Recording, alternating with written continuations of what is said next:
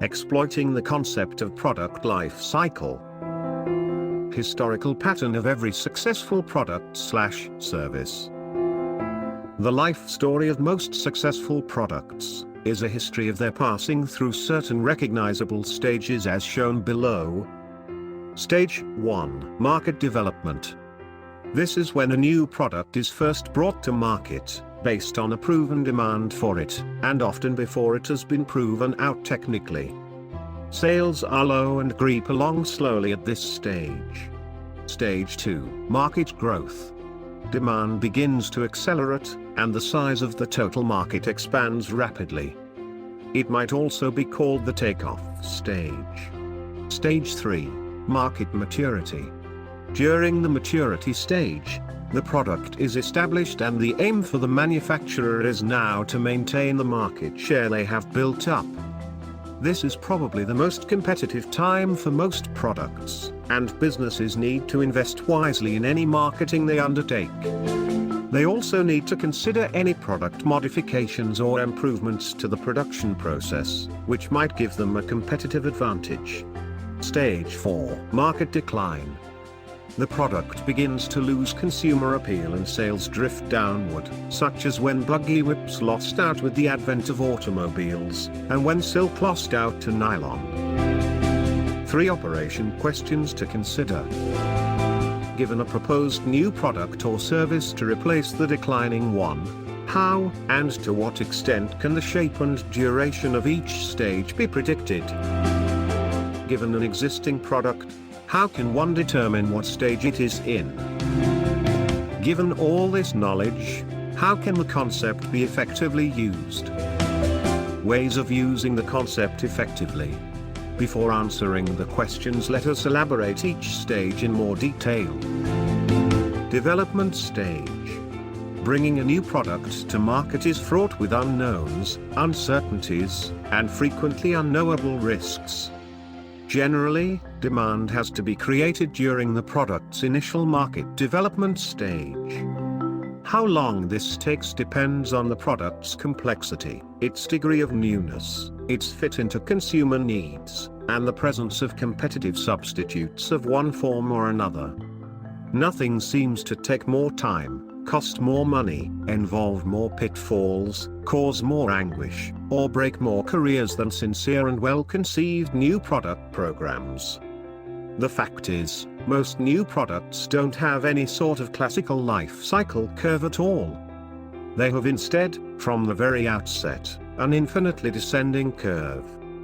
The product not only doesn't get off the ground, it goes quickly underground, 6 feet under. Therefore, companies have recently adopted a more conservative approach, also known as used apple policy.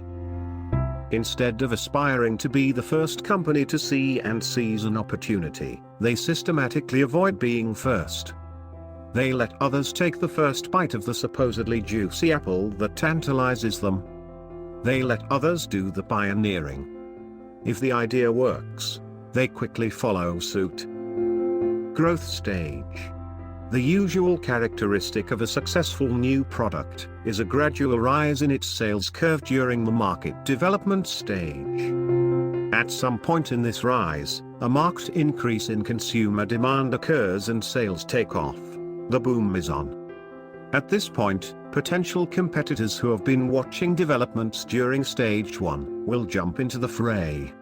The first ones to get in are generally those with an exceptionally effective used apple policy. Some enter the market with carbon copies of the originator's product. Others make functional and design improvements. And at this point, product and brand differentiation begin to develop. At this stage, the fight for the consumer's patronage poses to the originating producer an entirely new set of problems. Instead of seeking ways of getting consumers to try the product, the originator now faces the more compelling problem of getting them to prefer his brand. This generally requires important changes in marketing strategies and methods. But the policies and tactics now adopted will be neither freely the sole choice of the originating producer, nor as experimental as they might have been during stage 1. The presence of competitors both dictates and limits what can easily be tried, such as, for example, testing what is the best price level or the best channel of distribution. As the rate of consumer acceptance accelerates, it generally becomes increasingly easy to open new distribution channels and retail outlets. The creation of new distribution channels will generate an exaggerated impression of profit opportunity, which, in turn, attracts more competitors. Some of these competitors will begin to charge lower prices because of later advances in technology, production shortcuts, the need to take lower margins in order to get distribution, and the like. Maturity stage. The first sign of maturity stage is evidence of market saturation. This means that most consumer companies or households that are sales prospects will be owning or using the product. There is no more distribution pipelines need be filled. Price competition now becomes intense.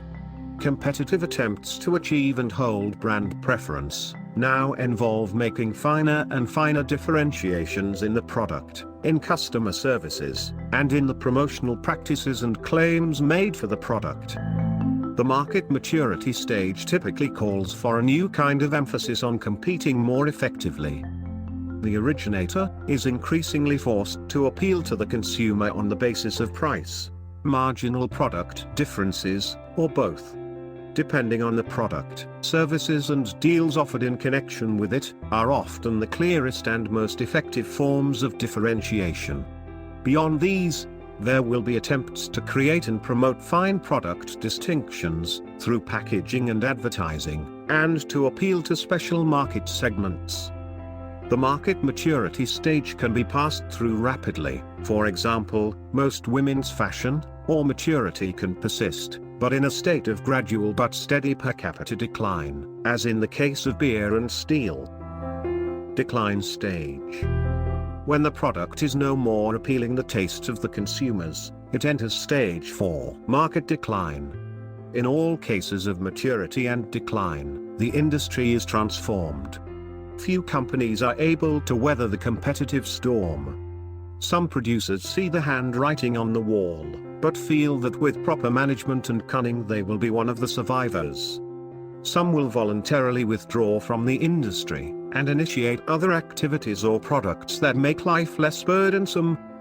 A few companies will indeed weather the storm, sustaining life through the constant descent that now clearly characterizes the industry. Production gets concentrated into fewer hands, prices and margins get depressed, consumers get bored. The only cases where there is any relief from this boredom are where styling and fashion play some constantly revivifying role. Importance of pre-planning. Knowing that the lives of successful products and services are generally characterized by something like the pattern illustrated above, suggests the importance of life-giving policies and practices. One of the greatest values of the life cycle concept is for managers, when about to launch a new product, should first try to foresee the profile of the proposed product's cycle. Time spent in attempting this kind of foresight will not only help to assure that a more rational approach is brought to product planning and merchandising, but also help to create valuable lead time for important strategic and tactical moves after the product is brought to market. It can also be a great help in developing an orderly series of competitive moves, in expanding or stretching out the life of a product, in maintaining a clean product line, and in purposely phasing out dying and costly old products. Answering the 3 questions. Question 1. Given a proposed new product or service to replace the declining one, how and to what extent can the shape and duration of each stage be predicted? Answer. From the discussions so far, the length and slope of the market development stage depend on the product's complexity, its degree of newness, its fit into customer needs, and the presence of competitive substitutes. Question 2. Given an existing product, how can one determine what stage it is in? Answer. The various characteristics of the stages described in the discussion will help one to recognize the stage a particular product occupies at any given time. However, the best way of seeing one's current stage is to try to foresee the next stage and work backwards. This approach has several virtues. Virtues of foreseeing the next stage and work backwards. It forces one to look ahead constantly, to try to foresee his future and competitive environment. This will have its own rewards. We should all be concerned about the future, because that's where we will have to spend the rest of our lives. By looking at the future, one can better assess the state of the present. Looking ahead gives more perspective to the present than looking at the present alone. The value of knowing what stage a product occupies at any given time resides only in the way that fact is used. But its use is always in the future. Question 3. Given all this knowledge, how can the concept be effectively used? Answer. The life cycle concept can be effectively employed in the strategy of both existing and new products. Benefits of the use of product life cycle concept.